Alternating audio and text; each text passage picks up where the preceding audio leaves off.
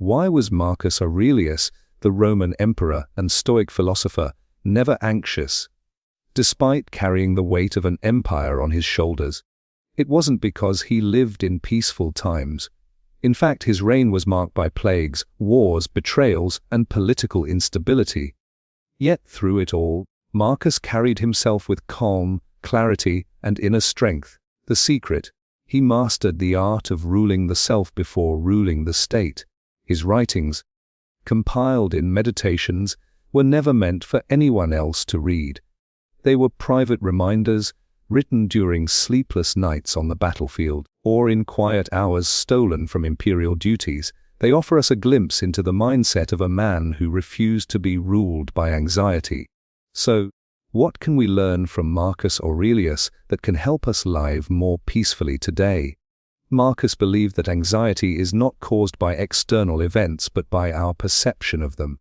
He wrote, "If you are distressed by anything external, the pain is not due to the thing itself, but to your estimate of it, and this you have the power to revoke at any moment." In other words, anxiety begins not in the world, but in the mind. Modern psychology agrees. Cognitive behavioral therapy, one of the most effective treatments for anxiety today, is based on the same principle. Our thoughts shape our feelings. Change the thought, and you change the emotion. But Marcus went further. He trained himself to focus only on what he could control. He accepted the rest with grace. You have power over your mind, not outside events. Realize this, and you will find strength. This one idea alone can dissolve half the stress of modern life. Think about how much of our anxiety comes from trying to control what we simply cannot: the opinions of others, the actions of strangers, the future, the past. We obsess, we overthink, we worry. Marcus would say, let go. Focus instead on your reasoned choices, your actions, your attitude. The rest is dust in the wind. He saw life as fleeting, temporary. Death did not terrify him. It clarified things. He reminded himself daily that everything changes, that nothing is permanent. Not pain, not joy, not even the self. This wasn't nihilism. It was liberation. Soon you will have forgotten all things. Soon all things will have forgotten you. Instead of causing despair, it freed him to live fully in the present. We live in an age of overstimulation. News cycles, social media, endless comparisons, status anxiety. But Marcus reminds us to return to simplicity. He advised himself to avoid gossip, ignore distractions, and limit desires. He found joy in duty, not in indulgence. Peace, not in luxury, but in virtue. One of his core practices was journaling, not to perform or impress, but to clear the mind. He wrote to remind himself of what matters. What if we tried that today? Instead of reaching for our phones first thing in the morning, what if we wrote down our thoughts, fears, and hopes? What if we used ancient wisdom to rewire our modern minds? Marcus also found calm in nature. He often wrote about the stars, the changing seasons, the flow of rivers. Observing nature reminded him that everything has its place, its rhythm, even suffering, even death. We, too, can find relief from anxiety not in more stimulation, but in stillness, walking in nature, watching the sky, sitting in silence.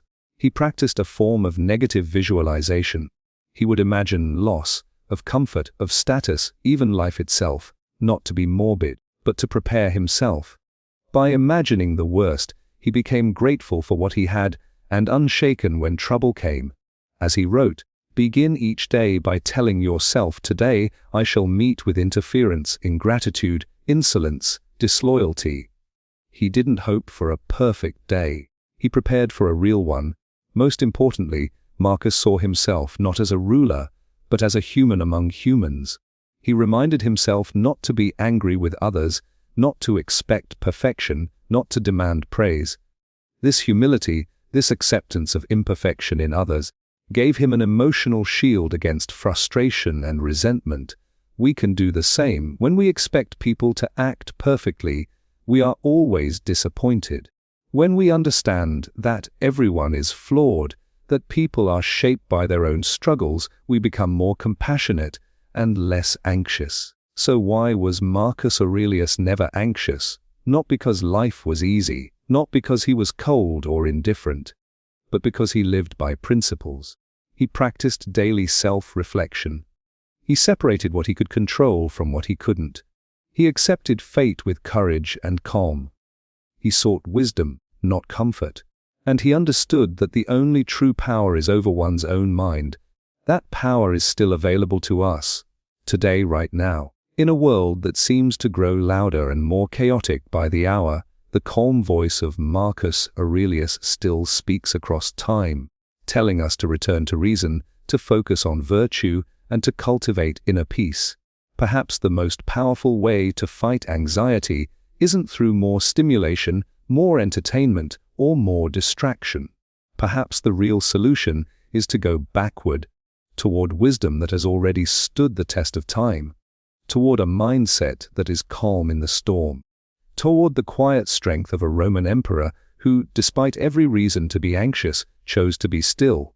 That choice remains ours too, every single day.